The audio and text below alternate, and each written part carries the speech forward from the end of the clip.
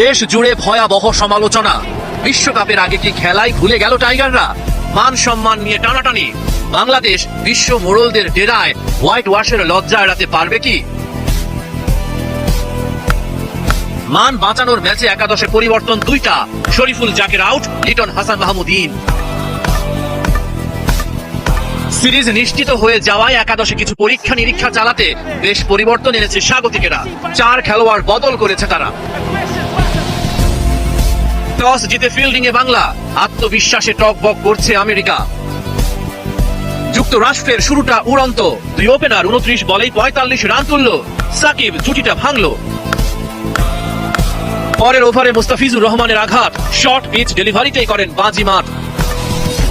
পাওয়ার প্লেতে বাংলাদেশ আপার হ্যান্ডে 2 ওপেনারকেই ফিরিয়ে দিয়েছে। থমকে যায় ইউএস এর রানের